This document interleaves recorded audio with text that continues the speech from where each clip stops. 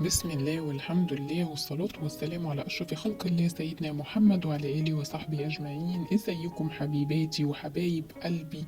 عاملين ايه؟ يا رب تكونوا بخير، كل سنة وانتوا طيبين وكل الأمة الإسلامية بخير يا رب، ويعود عليكم بالخير واليمن والبركات.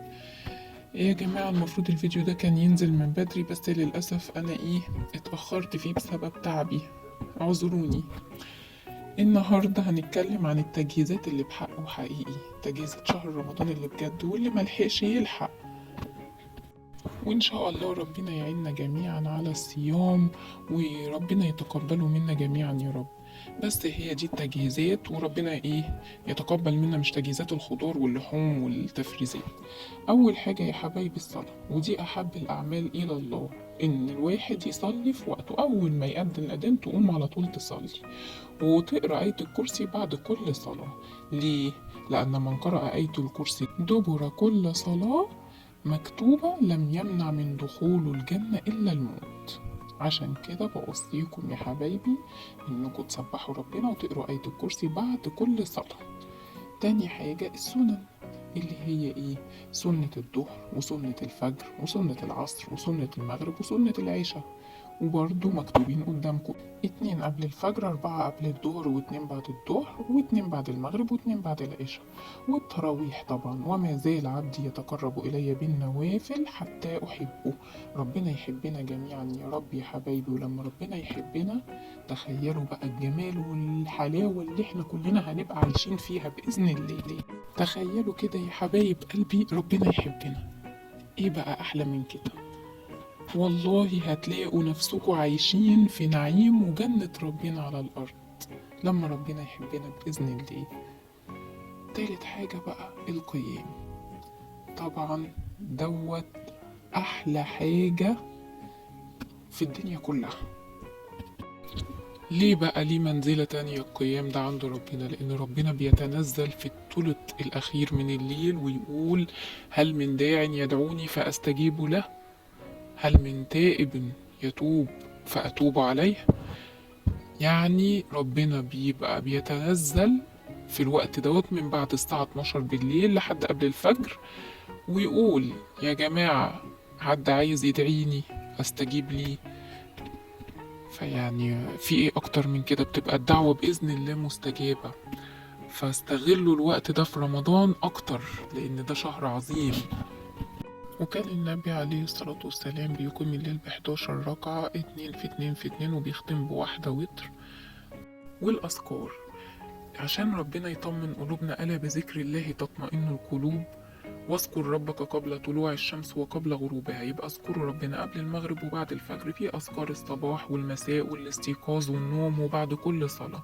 أي ذكر ربنا يلهمك بيه قوله، ده بيبقى ربنا هو اللي بيلهم قلبك ولسانك إنه يقول عشان تاخد ثواب.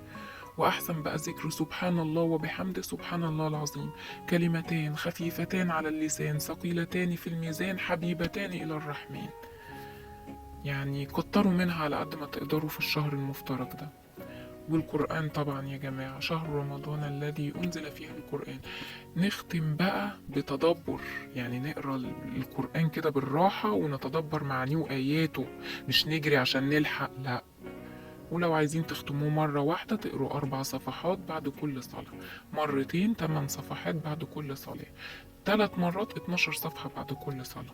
وربنا يعيننا كلنا على إننا نختم القرآن في شهر رمضان ويتقبل منا ربنا. نختمه يا جماعة بالتدبر في آيات القرآن ومعانيه، مش نجري بيه عشان خاطر نسابق. بالراحة كده، ربنا يجازيكوا خير، احنا مش في سبق.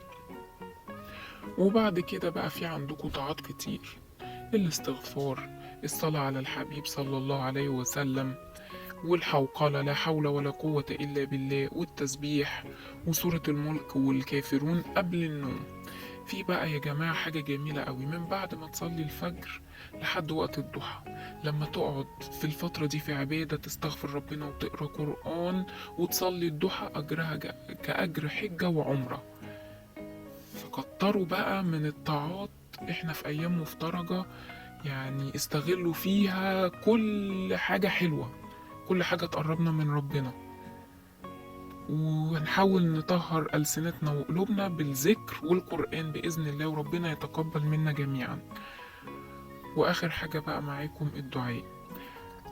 أحسن 3 ساعات في شهر رمضان، طبعا انتوا تدعوا طول اليوم وطول الشهر، بس في الساعة الأولى بعد صلاة الفجر، والساعة اللي هي قبل الفطار، والساعة قبل الفجر اللي هي في قيام الليل اللي قلنا عليها ما بتردش فيها دعوة. معاكوا 3 ساعات في اليوم، يعني 90 ساعة في الشهر، استغلوهم بالله عليكم أحسن استغلال.